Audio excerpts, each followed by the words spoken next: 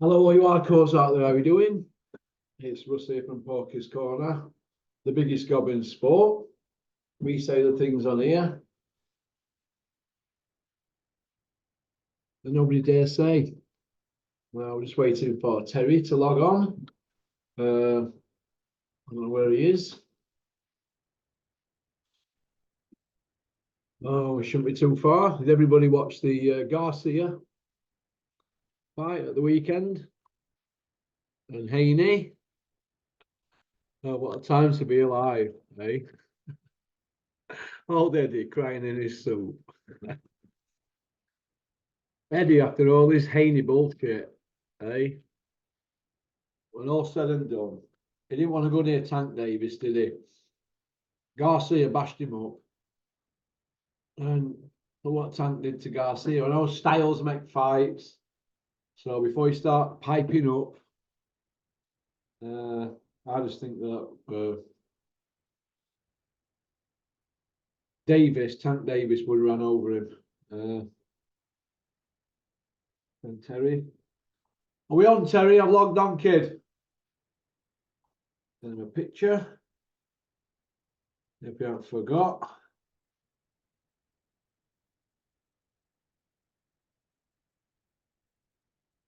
So, what next for Devin Haney? We don't know, but here's Terry. I do know the name and I do know the face. How are you doing? How are you, mate? You all right? Well, you got that big doss of Femi on your thumbnail for, Terry. Listen, man, the future is Femi. Femi, do me a favour. Big Meech. Yeah. We've got big meeks on the football. We've got big meech in the boxing. That's what we need. How you been? Oh, mate, like, played rugby last night, so my knee's a bit swollen. You know, the joys of getting old, eh? Hey, listen, mate. I've had a knee injury for a few days now. You know, when I run in the morning, I'm like, oh. So I've switched it to swimming, which is a bit of a nightmare for me because I'm not about as exciting as an outbrick in water. Been told I swim like a flappy duck, Terry. Yeah, I've been told that. Just slapping the life out the water. It's no good when women are overtaking you, is it, in the pool? You're like, what's going on here? Nah, mate. And old people. Yeah, and they just look at you like, what are you doing in the pool? Well, when I went, you've got to go out like clockwise. And I'm like, I thought, hang on a minute, I'm in Old Biddy pool here, following Old Biddies. I want to be in one of them lanes with them going really fast.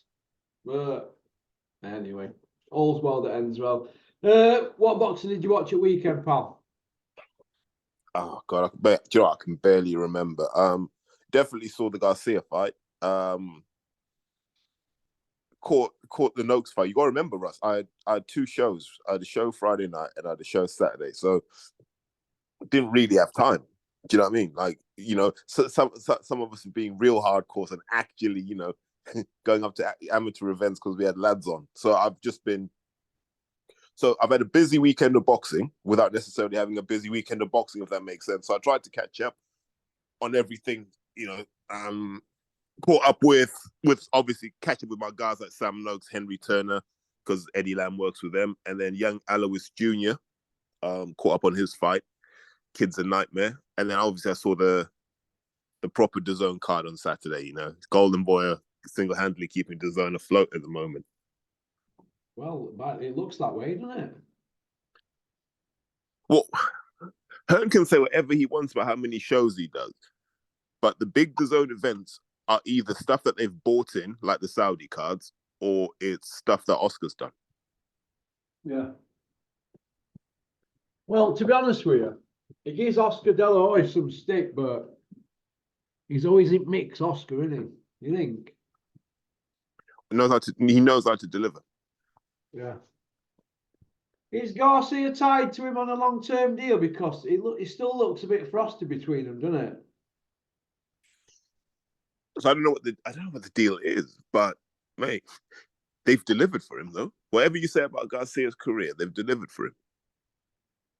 Bernard Hopkins and Oscar De La Hoya, they didn't look like they were like group hugging him. You know, like when Froch done Butte, you saw Eddie jumping in ring and all that. We didn't see that same energy for for Garcia, who took a big scalp at weekend, didn't he? Really? Well, then we can't win, right? When Eddie was doing that Froch thing, I know you were like, what the hell's Eddie doing? Yeah, you were like, what's he doing in there? I mean, because he jumped in before it had stopped. Well, just jumping around, doing backflips like he did with Bellew as well. I nearly jumped in before him, if you watch. Yeah, but then if you look at it, like Oscar and Bernard acted professionally until Bernard started shouting Allahu Akbar, which he didn't really have to do. What does that mean? God is great. Why would Bernard Hopkins be shouting that then? Well, because I think isn't Haney a Muslim? Oh right, it was a dig at Haney. I see. Sometimes I come out. Yeah, right. So, Haney's so he's having a dig at him then about his religion. Well, Yeah. we're not to go down that avenue. I'll end up getting into trouble off the big fella next door. I think I've heard that Shark said before an Azim fight. Was it against Pereira? I'm not sure. Am I right? Probably. Well, it's an expression just used a lot. God is great. Like we use it in English, don't we? Like, yeah, God is great, or God, thank God for that performance. We same thing we'd normally do. Yeah. All right. So it's just tongue in cheek then from beyond, basically. Yeah. Okay. Where did they go now with Haney? Because he looked out his depth once he started touching him up, that other kid, didn't he? Do you know what? I always go back to this. He never recovered from the first round. That left hook he got right on the point of the chin, he never recovered from. And you know that he didn't recover because the first shot that really dropped him was a left hook with no follow through. If you go and watch the first knockdown, Garcia sort of slaps that hook in, and because he slaps it in, his knee is about 6 inches inside of where the fist connects, so he can't follow through because there's a human body in the way. Yeah. So there's no follow through in that. So it's not really his most powerful shot. He just sort of slapped it in and dropped him. Yeah. And I'm not that we should. And then I'm like, okay, so he's gone down again, and you just know he's not going to recover for the rest of the fight. So I don't know if that's I don't necessarily think that's how the rematch would go. I think you'd see someone a bit smarter, and if he doesn't get checked like that in the first round, it's probably a bit more competitive. But having said all of that, we've got to start looking at Haney's career, right? Yeah. Because a lot of the stuff he was fighting was just kind of reheated leftovers, wasn't it? Gamboa, reheated. Like Gamboa was just that guy, you beat him up for a name. And don't forget, but Gamboa was really a featherweight who they just pulled up to 140, whatever it is, they pulled him up to 135. 50 cents with him a few years ago. If he did, I don't think he put on any fights with him. I'm sure he did when Mayweather were in jail and they all fell out over it, didn't they? Do you remember when he signed him and Mayweather went, I didn't tell you to sign him, I don't rate you. Something like that. Yeah. Yeah. They could do a whole documentary on that relationship.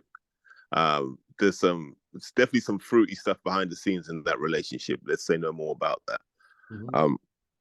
And then you've got, who else did he fight? He fought Linares, he fought Jojo Diaz, he fought Cambosos twice. I don't care what anyone says. When you're going life and death with the kid from Yorkshire, Maxie Hughes, who are you really?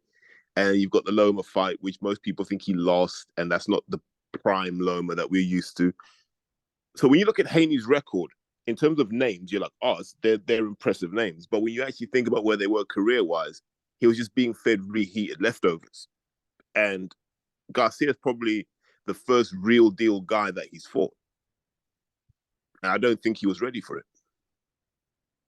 Yeah, it reminds me of when Eddie Hills were putting Brian Rose in with people. You remember? Back in the day, reheated leftovers. Demetrius Andrade, he put him in with, didn't he? He did. He got him bashed up, didn't he?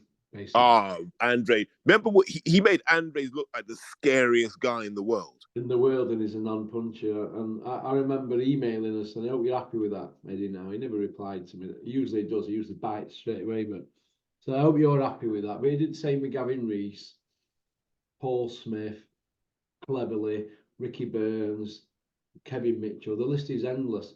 Once they've got no use to him, he feeds them to somebody, and then gets them bashed up. And that's what he's about, isn't it? He's a cold-hearted businessman. But that's his job, and it always looked, no matter what the promoter don't win. I used to see fighters But when I worked for Dennis, I think, God, we're not putting him in with him, are we, Dennis? He was like, what can you do? I don't know, Russ. You're the guy that was trying to tell me Frankie Gavin had a future. So, I had to You save him always from have to go yourself. back to that, don't you? What when I made Frankie Gavin a world title fight, and then Dennis pulled plug because he did 30 tickets, and he See that? was 60 grand on show. What world title was it for? It was an IBO world title. Do you know what? It was that long ago. I forgot the kid's name, but Amir Khan were going to fight the winner according to Asif Valley. So we made the IBO in Birmingham. Is it Errol Johnson? Anyway, he got pulled in it. He didn't. I think nobody had bought into Frankie. He'd burnt a lot of bridges on it by not being dedicated. But you know me, I were a Frankie Gavin fan once, so I let my heart rule my head. But I always remember there was a Carl Froch interview, and they were talking about Frankie Gavin, and Froch rips into him, and then he properly walks rips in, and he into him. walks in behind. Yeah. Yeah, and he goes, "All right, Frankie," and he went, "All right, Carl." That was it, wasn't it? I remember. Oh, I remember that. But that was a few years ago. That Terry, wasn't it? I remember that. that's You know got to what be Carl's like? 2016, 2017. Yeah, he's not. Carl's not bothered, is he? He just tells it. He's open, isn't he? About it. He wasn't wrong, though. Yeah, and he look, Frankie Gavin, when he won that gold medal in Chicago, everybody were like, wow, because he'd never lost a round for years. And then I don't know what happened after that. Something happened, and he went to Olympics as the favourite and didn't make weight. The signs were there from day one, weren't they, really? Even before it got started at pro. So maybe that gold medal amateur win, maybe it did something to him and he thought he was invincible. I don't know, but you Knocking can't. about with Billy Joe. That's what it Yeah. was. It was just knocking about with Billy Joe. What about when they had that chase down here at Attercliffe, 110 mile an hour, Billy Joe and him? They took a chase, didn't they? Volvo T5 chasing them all around Attercliff. They weren't Yeah, the miles, you'd have caught him. no, that I've got now. But yeah, I think that yeah, he were a letdown for me, Frankie Gavin. He's a lovely kid, but somebody so talented could let his talent go. And what cheesed me off about him, when Kurt fought him, it were life and death, and it were a split. And I remember Barry McGuigan saying, Curtis Woodhouse's, you could make a case for him winning. And how can that be? A footballer taking up boxing, having a split with the kid who they were talking about as the next Mayweather, weren't they? At But one here's the thing, and this is kind of why I don't listen to boxing fans when they talk boxing. I knew he wasn't resilient enough to be a pro because most people look at the wrong things, right? Everyone looks at, it's like looking at a car, Russ, and going, this car goes 200 miles an hour. It must be good. It's like, well, not if it's going to cost you 20 grand to service it every year, then it's a bit of a nightmare. Frankie wasn't a guy who you could see doing brutal camp after brutal camp. His body couldn't hold up. His lifestyle definitely couldn't hold up. And this was all known before he turned over. And a lot of fans don't look for stuff like that.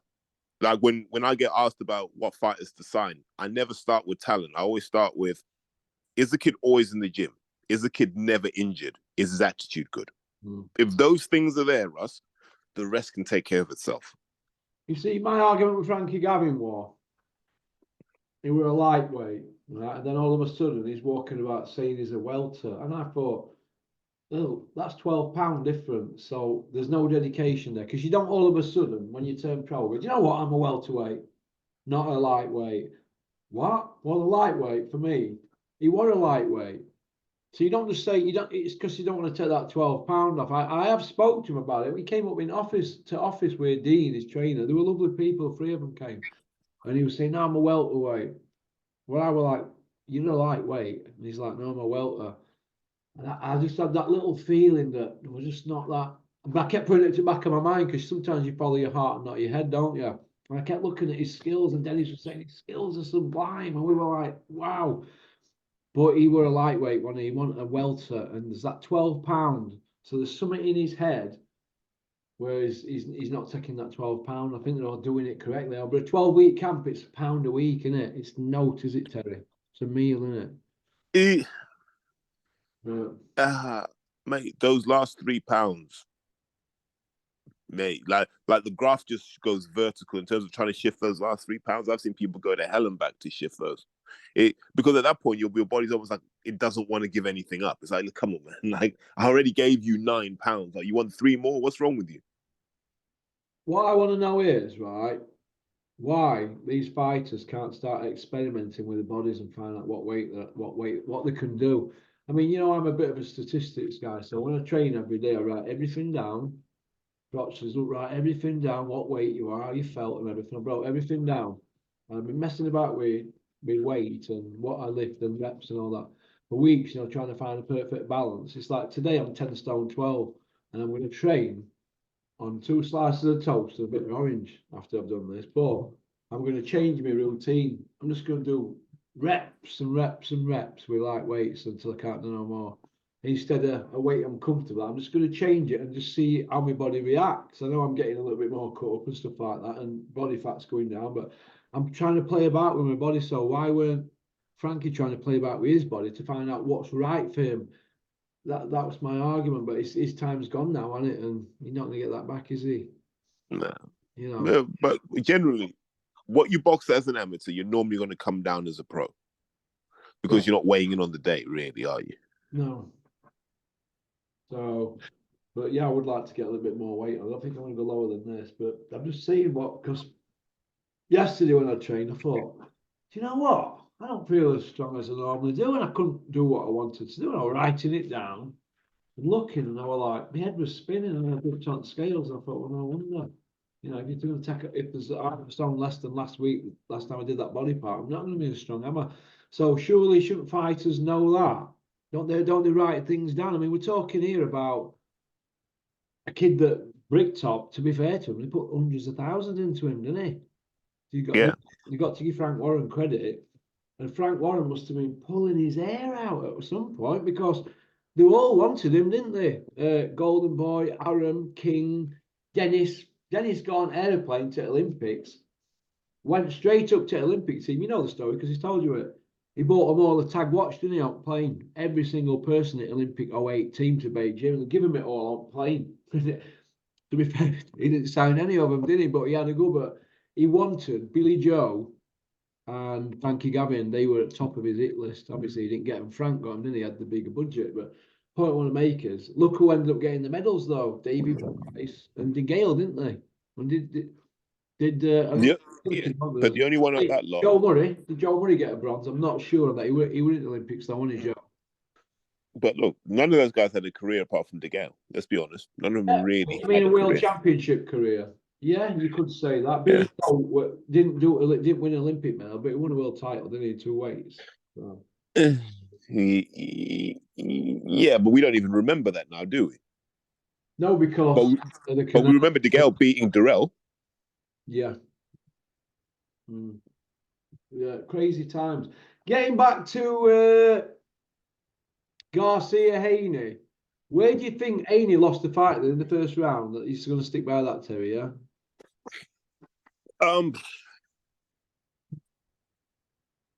It's always complicated, isn't it, Russ? Like, these two kids have fought each other 6 times.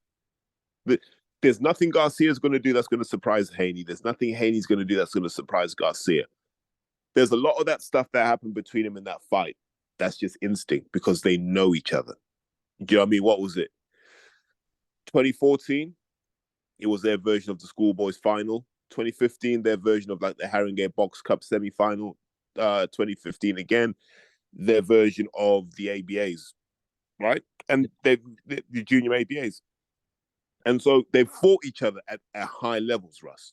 They know each other. So all that stuff in the preview and the prelims and the build up to the fight was irrelevant. Once they got in that ring, Garcia did what he's done in every fight he's ever had with Haney. He stuck it on him in the first round. And this time it worked. Normally, Haney weathers the storm and outboxes him. This time it didn't. Ryan came in, bullied him, battered him, said, I'm the big dog in this ring. And, it was by design. I said it in my episode on Sunday. I spoke to the strength and conditioning guy, a guy called Scooter. And Scooter. That's his nickname, yeah. But he trains LL Cool J and all those sorts of guys. And he was saying everything we did was by design. We knew Ryan would be fit. We knew Ryan would be strong for the fight. His conditioning will improve because this is the first time he sort of tried this regimen. But there was talking about, we wanted him to be big and strong. That's how he was always going to beat Haney. It's how he'll beat Haney in a rematch. Yeah.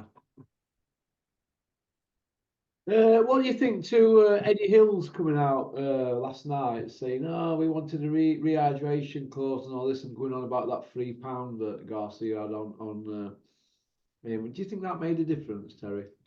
Haney came in apparently at 166 pounds. So Haney would have it on the night then, wouldn't he? So when people talk about the £3, it depends what's in those £3, Russ. Do you know what I mean? Like when you cut weight, you don't always know what you're getting rid of. So sometimes you might be getting rid of a lot of your neuromuscular chemicals, right? Like your cholines and your carnitines and things that help your nervous system work better. Sometimes you're just getting rid of intramuscular fluid, which isn't too bad. You could replenish that. But if you don't replenish your sodium, your carnitine, your choline levels, and those sorts of things, you just end up being flat. That's the reason you're flat. And people complain about IV drips, but I'm a big fan of IV drips. If you're allowed to take one, because you can put all of that stuff back in, your glutathiones, all these kind of microchemicals that we never talk about. But without them, you can't fight at your best. And to me, it just seemed that Garcia had a better preparation than Haney. The £3 doesn't make a difference for us. You know, I had a kid weighing at 49 kilos on Saturday. He fought a kid that weighed in at 51.3. We made the fight happen. Well, I think weight does make a difference. I mean, look, yeah, I spoke on a video the other day with somebody. I forget who it were, and we spoke about. Oh, it were in the Joe Gallagher documentary that's out tonight. I What spoke. time is it out, Russ? I think it's out 8 o'clock. I'm just waiting for thumbnails now, and then it's done. Everything else is all finished. It's a small fortune to do. Actually, it's a two-parter. But Everyone, make sure you go and cop that video get the Joe G video, because like when Russ puts his heart and soul into stuff, we should support it and we should give it the numbers it deserves, guys. thank you very much. You will like this one. Well, I was speaking to one of the guys. I'm not sure which one it were. One of Joe's fighters, and I think it was Josh Holmes, 14-0. I said, "Who's best sparring you've had?" And he sparred a Russian kid who'd been in with Lomachenko in amateurs. And I said, "What happened?" And he's basically said he pummeled me. And it was really refreshing to hear this young kid say that. And I said, "Oh, I was shocked."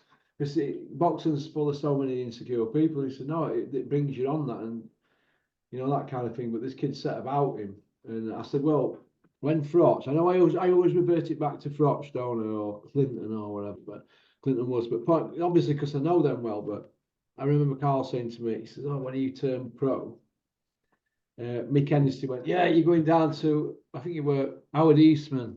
He says he would have it, and then he were flying him out to wherever Howard Eastman were fighting. You're going in with Howard Eastman, he's preparing for Hopkins, and Frotch were going out there, and he said, 'God, Howard Eastman.' And Howard, when they were sparring, he was a middleweight, Carl was a superman, but he had weight on Carl. Because Carl don't carry weight, does he?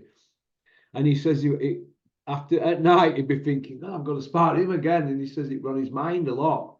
Do you know what I mean? Because he knew that Howard Eastman were going to put hands on him, that kind of thing. That's what power does to you. I don't think that's necessarily a weight thing, right? That's a power thing, because you can find guys like Golovkin who don't get too big between fights, but they can just bang. Howard Eastman could bang, couldn't he? Yeah. So when you're ending up in those situations, what normally happens, Russ, especially when you're in there with a guy that can punch, the first couple you can take is when it's like round after round, and you're like, "Oh, this ain't stopping, is it?" Yeah. Like, "Oh, this power doesn't stop." And then at that point, you're like, "Someone else come in, please." That's how you feel. You're like, "Oh, can someone else come and do this?" But like I said, is it a weight thing, Russ, or is it what you don't lose by having to cut those last £3? And they're two different things, right? So the weight thing is just physics. Power, velocity, all that sort of stuff. The weight thing is just physics. If it's that by staying at 143 pounds, you keep more sodium in your system, you keep more, like I said, more carnitine, more of your normal chemical balance, then you just go into the fight fresher. It's not necessarily that you're going in heavier. That's almost a distraction. It's just that you go in and you go, "Okay, I feel good." And that's 80% of it in my eyes. If you feel good, you'll fight well. Yeah, yeah. I also think that we're in an era now with young men or young boxers, and I don't think they want to step outside the comfort zone. A lot of them, I know from when many people have said so and so's not sparring back with so and so. Me and Dennis used to be like, what? God, that's going to bring him on tenfold, but this, I don't. It doesn't always happen, does it? And I think that it filters into matchmaking. Do you agree, Terry, that people are just wanting to pad the rack? I'm not going to name anybody's names because I think I'm a bit more mature now dealing with this, but I could give. I know I want Scarborough's warning, Anna, but I can reel five. Hey, Hey, I can reel five names off now. People who are padding records out with shocking fights, but these same people, if it were anybody else, and they have said it in the past, they would tear them apart. And now they're doing the same thing. Everybody thinks they're going to get the phone call from Triple T, don't they? To go to Saudi, but it don't work like that, Terry, does it? Boxing. mate, You know? listen. Right. How do you go through this? In life, you have to be brave enough to be a fool, Russ. Yeah. So if I decide to become an F1 driver, I'm gonna crash for the first month or so because I'm gonna be rubbish at it. Never sat in my car before, barely fit in the car. It's probably not safe for me to drive an F1 car, to be fair. But I'm gonna be rubbish. If I'm scared of being rubbish at something, I'm never gonna do anything new, or I'm never gonna try and challenge myself. And I'm finding in boxing now, there's a lot of gameplay, but sometimes you have to also be careful because if you've got amateurs and they're sparring pros too much, they get sucked into that kind of pro mindset of pacing yourself through the rounds. And then when they're boxing amateur tournaments, they're trying to pace themselves through the rounds. So it's not always good to be around pros a lot. Yeah. So you got to manage that carefully. But I think once you're a pro, you should be putting yourself in harm's way. I've just talked to two heavyweights about this and said, why aren't you driving up to Joshua's gym now to get some work? Why? He's not going to say no. You just go up there. And if he's busy that day, he'll say, come back on another day. But there's no way I would have Anthony Joshua within 30 minutes drive of me as a heavyweight and not be there regularly. There's no way I'd have Don Charles within 40 minutes drive of me and not be there regularly. Because success moves in groups. If you're learning in the group of guys, that includes Dubois, who's a young kid coming through now, Harvey Dykes. It used to be Yoka, but I'm hearing rumors that Yoka's gone back to France because he doesn't like training. But that's just a rumor I've heard. Terry, yeah, but don't forget when Yoka turned over, you were Team Yoka, weren't you? I was, and mate, I had this conversation because I got pulled up on this over the weekend, and I said, "You don't always get them all right, Terry, do you? Huh? You don't always get them all right, do you?" Okay, but let's look at Yoka's career before he split with his missus and after. Before, come on, mate, his CV was beyond question, and he smashed Dave Allen to pieces. And how many people had done that at that point, apart from Ortiz? Nobody. And then all of a sudden, you get an 18-month ban, you lose your missus, and then you're just not the same guy afterwards. Dave Allen's not been the same since David Price touched him up, though, has he? Nah. Imagine them big truck winging him in. And every single one of them were hitting him, weren't they? They were like, Dave, why don't you just take a knee? And he just kept taking him, didn't he? And I thought, it's crazy. Absolute suicide, you know. But shame what happened to Dave. Yoka, pardon? Shame what happened to Dave. Yeah, it is, because you know he had a lot of talent. But getting back to Yoka, when McCauley done him, I think the bubble would burst, wasn't it? Really?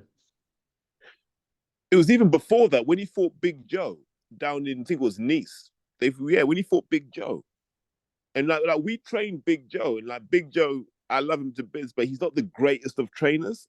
If you see what I mean, like you got to really push him to train. And he was hanging in there with Yoka, and he would have made it to the end, you know, had his eye not gone. But he was like, Yoka didn't hurt me, and I was like, well, really? He's like, yeah, Yoka didn't hurt me. I was like, ah. And that's when I started to think there's something not right here. Because Yoka was what, 6'7", like a proper 6'7", and a proper 17.5 stone. And he wasn't putting a dent in Big Joe. I said, maybe he's not what we thought he was.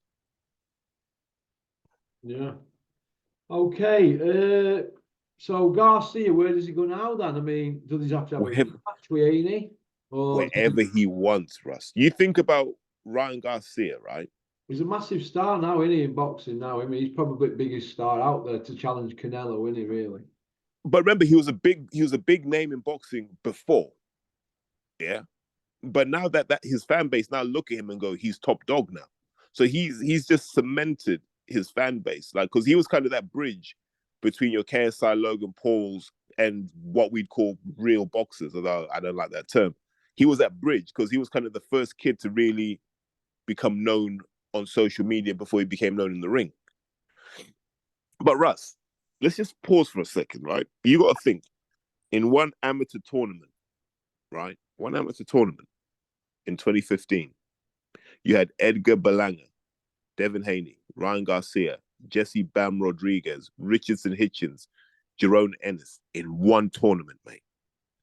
When have you ever seen that in this country? Apart from like 2008, maybe 2015, 2016, we rarely get that depth of quality in our lineups. Yeah, we do. Max DeLuca had it 112, 112. Is he a corrupt judge or is he incompetent or both? And his 1,842nd fight that he's judged. He had it 112, 112. Nobody in the living world on planet Earth had it a draw, did they? Except Max DeLuca. Was he the guy on the take on the night, or does he need to go to Specsavers, Terry? Oh, okay. I'm going to be Porky Russ for a second and do the mathematics in my head. Go on, then. So that means you say what you want to say because I can't say it now. So let's say that's an 8-4 split, right? Yeah. Like if Garcia's on 112, because Garcia he didn't lose any points, so it has to be an 8-4 split, and then that means you're taking points off for the knockdowns, and then you're taking points off because he lost the first round. I'm like, is that it? He won more rounds than that. Garcia definitely didn't lose all those other rounds. There's no way. Do you know what I mean? Yeah. I think that scorecard was shocking. I thought Garcia was a handy winner. The fight could have been stopped in the 11th, and I'd have understood why. Yeah, I think once he had Devin rocked, we realized two things. One, Bill Haney doesn't have a plan B. Another thing we realized was Devin Haney doesn't know how to make adjustments. So I don't want to hear these Floyd Mayweather comparisons anymore. I just don't want to hear them. Because if he really had a boxing IQ, he'd have known what to do to nullify somebody he's fought 6 times before. Wow. Oh, yeah, they were 3 each, weren't they, in amateurs? Yeah. But another point, Russ, isn't it interesting that in all of these rivalries historically, it's always the guy chasing that wins? Yeah. Groves DeGale, Roy Jones Jr., Antonio Tarver, Shane Mosley, Oscar De La Hoya. Always the guy chasing that wins. Shane Mosley done De La Hoya twice, didn't he? They were disputed decisions, though, weren't they? Yeah, and those guys were rivals from when they were kids. But Vernon Forrest done Mosley twice, didn't he? But they weren't rivals, were they? They didn't grow up together. Yeah. I see where you're coming from, yeah. I mean, where does Eddie go now, really? Because if Big Meech gets filled in next time out, and it's quite possible because they're trying to make out that Big Meech is stronger, faster, quicker than a speeding bullet, and he's eating kangaroo meat now. But he hasn't really beat anybody since Usyk done him twice. They're just patching him up, aren't they, to tell us that he's back. If he gets done in his next fight, where's Eddie now then? Where does he go? Because it could go either way with him and Canelo, couldn't it? Where does Eddie go? He's hanging on for dear life with that Saudi thing. And it looks to me like half of them that Eddie's got on that 5 versus 5, but it's all a bit patched up, isn't it? Do you think? Let me word this the way I want to word it.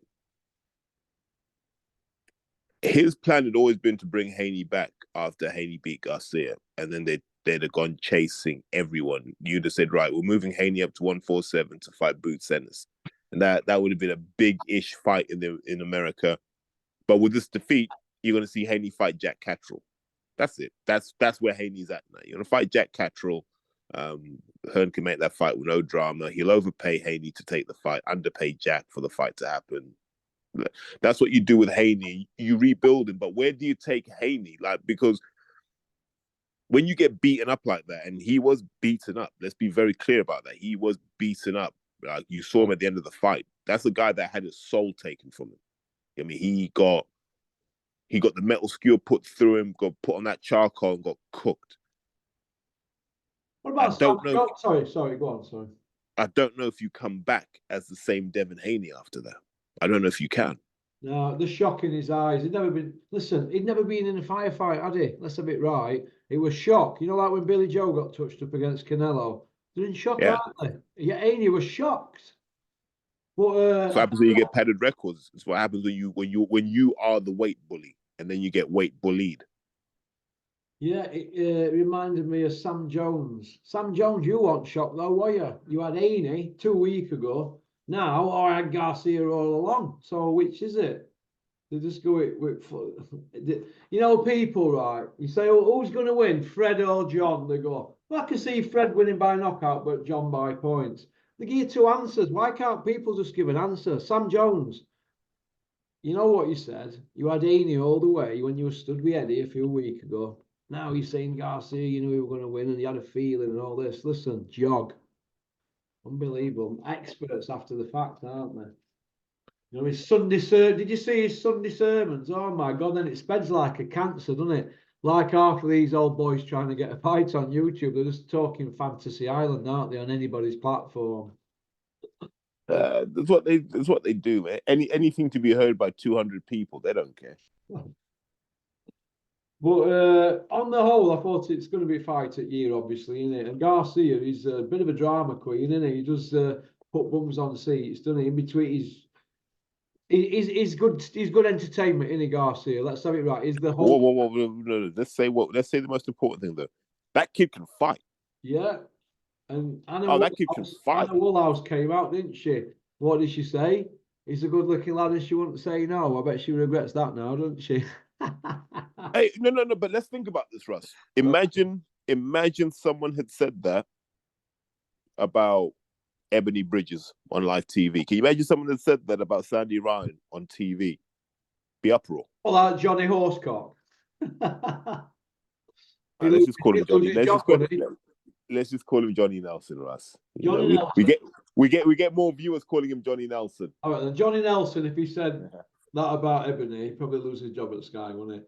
So yeah, because you can't. Like, you know, she should have been pulled up for it, but it is what it is, I guess. Derek James. People are saying trainer at year now. Who's saying that? People online saying Derek James, masterful performance and that, but it's just one win, isn't it? Garcia's got to build on that now if Derek James is to win training. But he hasn't fixed anything on Ryan Garcia. If he didn't listen to a word Derek James said. Well, I mean, Ben Davidson had a defeat, didn't he? Last week or week before, and all of a sudden it's still flavour at month. Go to Ben Davidson, because Hands of Phone's gone there now, soon to be Hands of Stone Mark II. Wait, do we need to jump on the next one? Yeah, go on, then we'll go on to part 2. All right. All right. Thanks for liking and subscribing, leaving a comment. We'll join us on part 2. All right. Big Joe Egan. Ooh, God, it's a good job you didn't go to Ewish's fight at weekend. Arthur Sheffield were waiting for you. Lynch mob. And you know what for?